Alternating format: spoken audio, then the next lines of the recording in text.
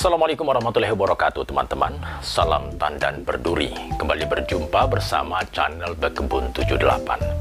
Terima kasih Anda masih terus menyaksikan video-video yang kami sajikan ke hadapan Anda, dan semoga apa yang kami sajikan, yang kami informasikan ini dapat bermanfaat bagi Anda semua. Dan teman-teman, sebelumnya saya juga mohon maaf karena mungkin sudah cukup lama saya tidak menjumpai teman-teman semua, karena kebetulan saya menjalani operasi sehingga harus beristirahat, dan sampai saat ini saya pun belum dapat melaksanakan aktivitas saya seperti biasa di kebun saya. Oleh karena itu saya menjumpai teman-teman pada kesempatan hari ini dengan kondisi seperti ini, dan tentunya walaupun kondisinya tidak di tengah kebun sebagaimana biasa, apa yang kami sampaikan, apa yang kami informasikan kepada teman-teman tetap dapat bermanfaat bagi teman-teman semuanya. Nah teman-teman, pada kesempatan kali ini saya akan menyampaikan kepada teman-teman ini terkait dengan banyaknya juga komentar-komentar yang masuk di kolom komentar channel Bekebun 78, dan saya belum sempat untuk menjawab secara keseluruhan. Dan pada kesempatan hari ini saya akan buatkan video khusus kepada teman-teman yang bertanya terkait dengan bagaimana penggunaan pupuk Ajinomoto pada tanaman yang berusia 10 tahun ke atas atau 15 tahunan atau pohon yang sudah besar. Nah, ini banyak sekali pertanyaan yang masuk di antara seperti ini teman-teman. Dan ini juga ada pertanyaan dari teman-teman. Nah, pada kali ini saya akan kumpulkan pertanyaan-pertanyaan tersebut untuk dijawab dengan video yang akan saya buat pada kesempatan hari ini, di mana kita akan membuat meracik pupuk yang akan kita gunakan, pupuk Ajinomoto yang kita gunakan untuk tanaman yang sudah besar. Memang sebelumnya saya membuat beberapa video dengan khusus tanaman yang berusia 6 sampai dengan 7 tahun karena disesuaikan dengan kondisi sawit yang saat ini ada di kebun saya. Tapi karena banyaknya pertanyaan, maka pada kali ini kita akan buatkan khusus kepada teman-teman semua video untuk tanaman sawit yang berusia 10, 15 dan selebihnya, seperti apa, bagaimana cara meracik Ajinomoto yang dapat kita gunakan untuk tanaman sawit yang sudah besar tersebut. Nah teman-teman, mari kita saksikan bagaimana proses pembuatannya.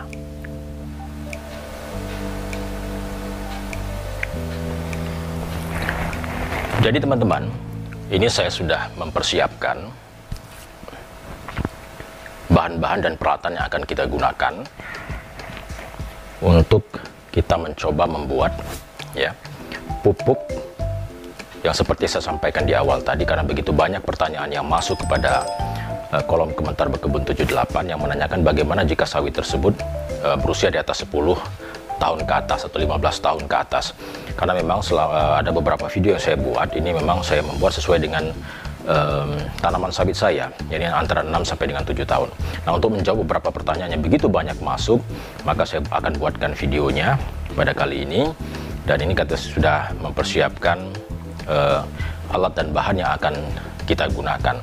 Nah, seperti yang teman-teman lihat di hadapan kita ini yang akan kita gunakan adalah Ajinomoto teman-teman, karena kita akan buat untuk sawit yang berusia 15 tahun, 10 tahun, 15 tahun, dan hanya untuk saya akan uji cobakan untuk satu pohon saja, maka kita cukup menggunakan satu bungkus Ajinomoto teman-teman. Karena seperti kita lihat di sini, ini sudah mencukupi untuk satu pohon. Mungkin bisa dijelas ini teman-teman ya, 16 gram.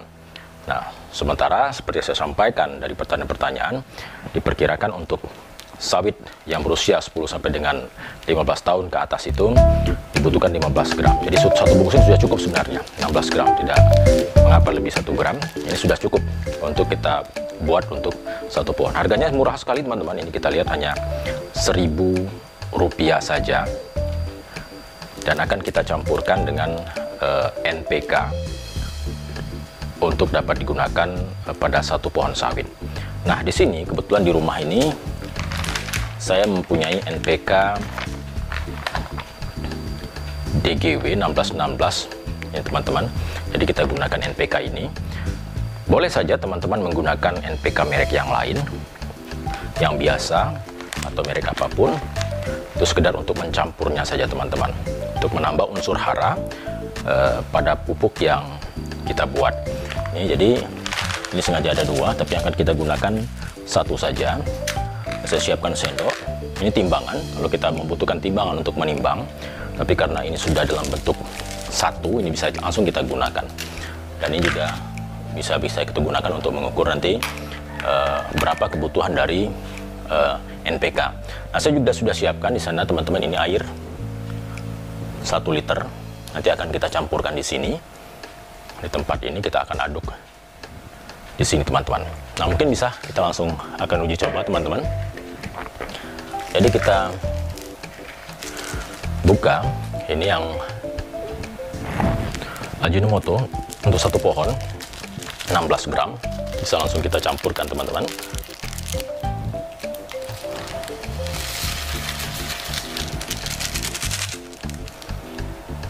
Nah, kalau pupuk NPK ini teman-teman, kalau biasanya, kalau yang untuk usia 6 sampai dengan 7 tahun, itu saya menggunakan 3 sendok.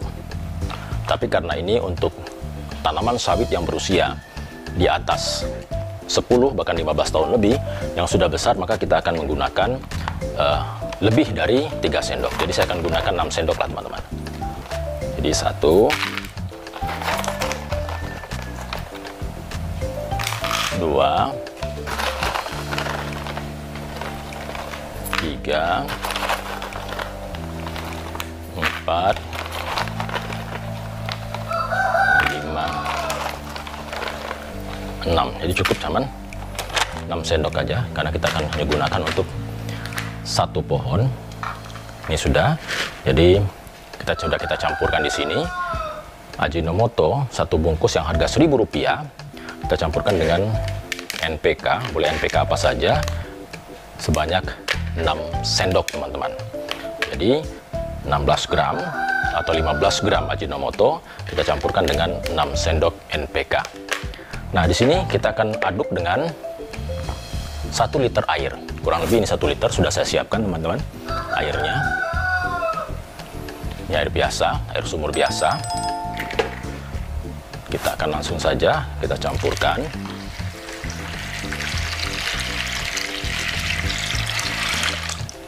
Nah, sebaiknya memang kita menggunakan air sumur. Ya, jangan menggunakan air ledeng teman-teman, karena air sumur ini insya Allah mineralnya, kandung mineralnya cukup baik. Sementara kalau air ledeng itu kandungan mineralnya itu sudah dicampur dengan berbagai zat untuk mematikan kuman. Ini akan berdampak buruk. Nah, ini perlu kita aduk sampai merata teman-teman, sampai diusahakan memang benar-benar NPK ini larut. Memang kalau untuk NPK jenis ini agak lambat larutnya teman-teman, dibandingkan dengan NPK Mutiara yang biasa, yang 16-16 itu agak mudah larut. Ini bisa juga cepat. Ini 1 liter. Nanti akan kita campurkan untuk 1 pohon. Jadi bisa kita aplikasikan ke dalam 1 pohon. Kita lihat teman-teman. Jadi kita larutkan sampai betul-betul larut teman-teman. Jadi seperti ini kurang lebih teman-teman. Setelah ini larut, maka bisa kita langsung aplikasikan ke tanaman sawit kita teman-teman. Jadi kita langsung berjarak kurang lebih sama seperti pemupukan biasa, kurang lebih berjarak 1 meter dari pangkal pohon. Jadi kita siramkan saja merata ke keliling pohon yang akan kita pupuk. Banyak juga muncul pertanyaan teman-teman, bagaimana kalau Ajinomotonya langsung ditanam, dibuatkan lubang langsung ditanam. Tetapi saya lebih menyarankan untuk dilarutkan. Kenapa? Karena dengan dilarutkan maka akar dari pohon sawit itu akan lebih mudah menyerap dari pupuk yang kita buat ini. Jadi lebih mudah terserap. Jadi bisa kita aplikasikan. Kemudian juga muncul pertanyaan bahwa tanahnya yang kita gunakan itu lebih keras. Nah, oleh karenanya mungkin teman-teman bisa lihat di video saya, video-video sebelumnya, kita jangan sampai menggunakan Ajinomoto ini ya terus menerus ya. Jadi Ajinomoto ini kita gunakan ketika tanaman sudah terlihat subur, sudah bagus, maka sebaiknya kita selingi dengan pupuk organik atau pupuk kandang. Gunanya apa? Gunanya untuk memperbaiki kondisi tanah. Jadi sehingga pupuk ini itu tidak akan berpengaruh negatif terhadap tanaman sawit kita.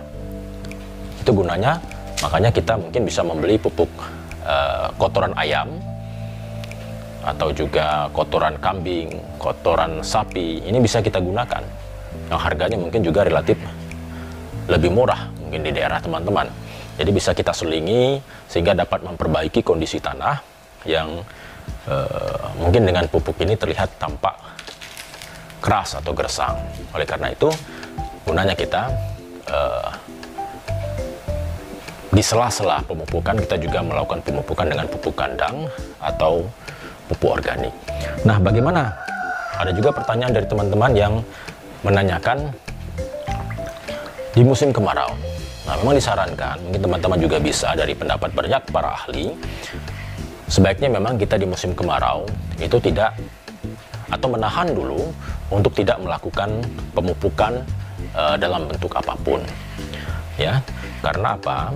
Karena pada musim kemarau ini kondisi air tanah itu sangat minim, sehingga kemampuan pohon sawit untuk menyerap unsur hara yang kita berikan itu sangat kurang, sehingga nantinya tentunya akan berdampak terhadap kita sebagai petani juga mengalami kerugian, karena pemupukan yang kita lakukan itu dikhawatirkan akan menjadi sia-sia, teman-teman.